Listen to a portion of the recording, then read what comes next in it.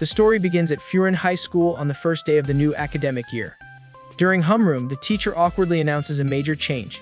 The former Furin Boys School and Furin Girls School have merged into a single co-educational institution. He admits that the transition may be uncomfortable and clumsy, but expresses hope that the students will adapt and learn to coexist harmoniously. His hesitant delivery is abruptly interrupted when a boy named Arisu scoffs, stands up, and openly mocks the teacher for stumbling over his speech. He bluntly points out the awkward pauses and demands that the announcement be redone properly, shocking both the teacher and the class. Regaining his composure, the teacher tells Arisu to introduce himself first. Arisu eagerly accepts the spotlight and delivers an outrageous self-introduction. He proudly proclaims himself the heir to the immensely powerful Yamabuki group, declaring that he is destined to lead Japan into the future. With extreme confidence bordering on arrogance, he claims he is already 99% perfect, lacking only one thing to reach absolute perfection. He needs all the girls in the class to tell him that they love him. His speech alienates nearly everyone, especially his male classmates. Later, several boys confront Arisu and accuse him of scaring off all the girls with his behavior. Arisu remains unfazed, calmly responding that adversity is necessary to build character. Soon after, a girl approaches him directly and admits that she knows about the Yamabuki group's wealth and wants to become his girlfriend because of it. Arisu stands, asks her to whisper something into his ear, listens briefly, and then casually dismisses her, claiming he needs to use the restroom. After he leaves, the boys explain Arisu's true motivation to the girls. Ever since his second year of middle school, he has been searching for a specific girl whose face he has never seen, trying to find her solely through her voice. Arisu spends his break wandering from classroom to classroom, hoping to finally encounter the girl he seeks, but he fails once again. This triggers memories of his bleak past when his only reason for living was a late-night radio show hosted by a mysterious girl who calls herself Apollo. Every night, he listens to her program, Midnight Heart Tune, imagining a romantic future with her.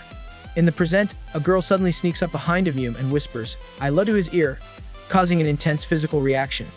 When he demands to know who she is, she teasingly points out that break time is almost over and that he never actually went to the restroom, then leaves him confused and shaken.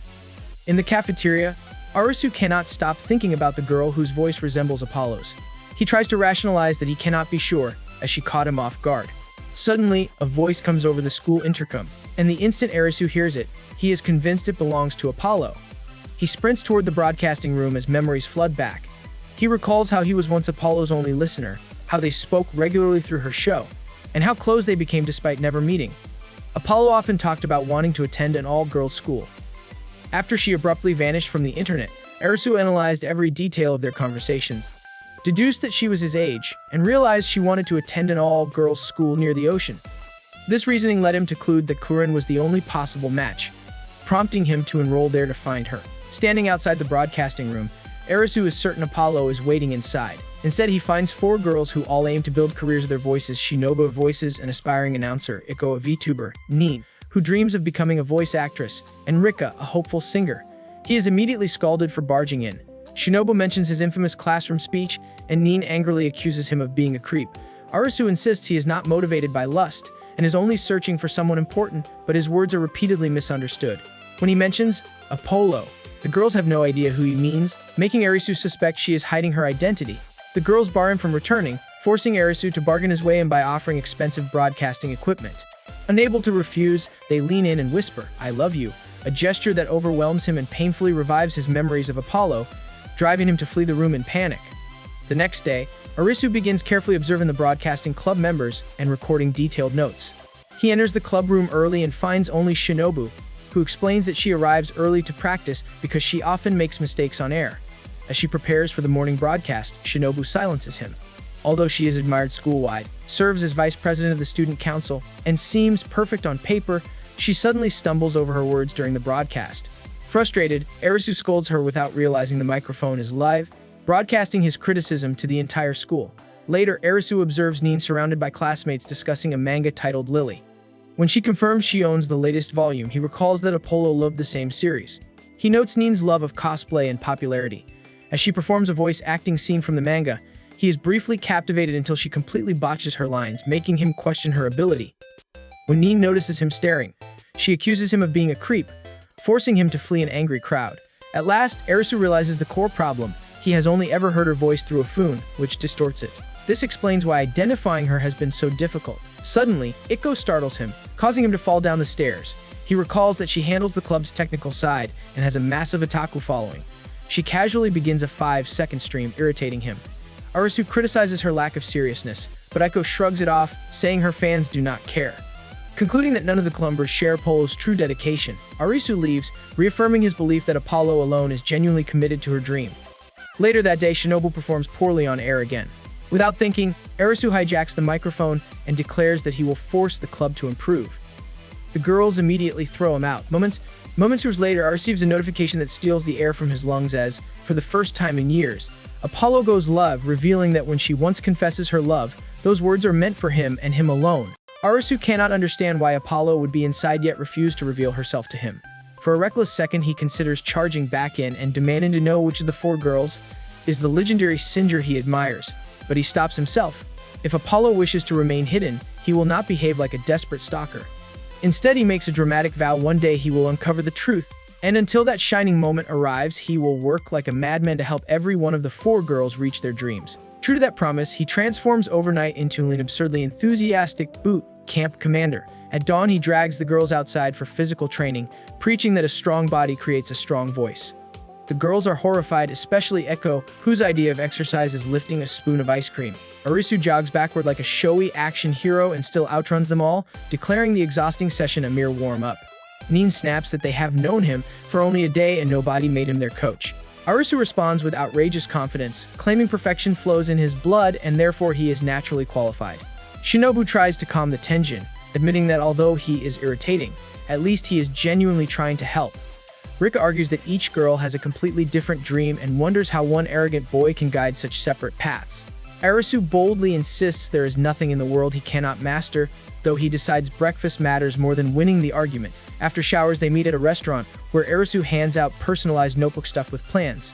Ikko receives a strategy for joining a VTuber agency, Shinobu gets a program to improve her encoring skills, and Nin is buried under an intimidating mountain of kanji books for the level 3 exam.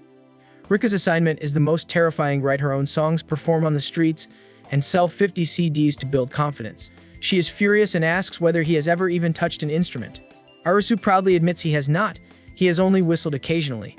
Rika explodes, saying an ignorant amateur has no right to lecture her about music. Arisu ignores the rage and preaches about chasing dreams instead of hiding in comfort. When she asks if he ever gets nervous, he boasts that fear that does not exist in the Yamabuki family dictionary. Rika calls him a liar and storms off, leaving him confused. Nin explains that Rika is truly talented and that having a clueless boy judge her hurts her pride. Arisu realizes he has wounded her deeply. Determined to prove he can understand music, he decides to attend her weekly school mini-concert, even though she usually avoids singing her own songs. At the concert, Rick confesses she feels nervous every time, words hauntingly similar to Apollo's. She sings and her gentle voice matches Apollo so perfectly that Arisu forgets to breathe. Afterward, he apologizes for the morning chaos and praises her talent, again encouraging street performances and CD sales. Rika coldly tells him to stay out of her personal life and disappears. The next day, Arisu avoids the club altogether, and guilt begins to nibble at Rika. While wandering through school, she hears students shouting outside. To her shock, she finds Arisu clumsily playing guitar in public. His fingers are battered and raw, proof he practiced all night. She steps beside him to calm the crowd, and they play together. His performance is painfully terrible, exactly what one would expect after a single night, yet his courage impresses her. Later, she compliments his insane confidence, saying he truly might never feel nervous. Arisu repeats his family legend, so Rika suddenly hugs him to test it. The fearless hero immediately panics, exposing his bluff. Meanwhile, Nin has grown strangely busy. Arisu pesters her about kanji practice, but she keeps running away with weak excuses. Shinobu notices that whenever Nin lies, her ears turn red, meaning she is not annoyed, just bad at asking for help. Arisu follows her to a classroom and discovers her secretly practicing voice acting. Her tone is cute like a kitten, yet her delivery is emotionless. Arisu criticizes her and earns a book thrown at his face. He learns she is rehearsing for an adaptation of a hugely popular manga about a princess secretly in love with a knight. Unable to confess because of her status, the princess can only steal a hidden kiss from the knight's helmet after he dies. Nin finds the story deeply moving. Arisu leans too close and startles her. To make her relax, he begins confessing humiliating memories, wetting the bed on a school trip, doing the same at the dentist, unloading shame after shame until Nin wonders if he has lost his mind. He explains that since he has sacrificed his dignity, maybe she will feel safer sharing her weaknesses. Nin finally admits the truth: she cannot act the role because she has never been in love. Without real feeling, she sounds fake. Arisu dramatically drops to one knee and proposes a ridiculous solution for 3 weeks until the audition. She should become his girlfriend. They will live like the manga couple so she can experience genuine emotions. Nin thinks he is insane but reluctantly agrees for the sake of her dream.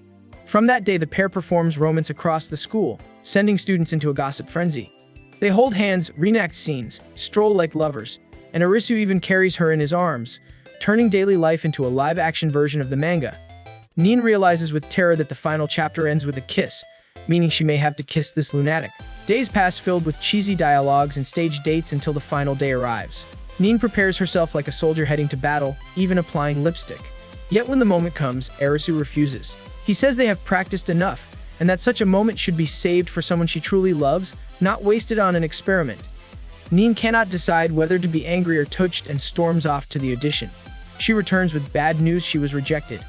Arisu collapses in despair, convinced his flawless plan failed.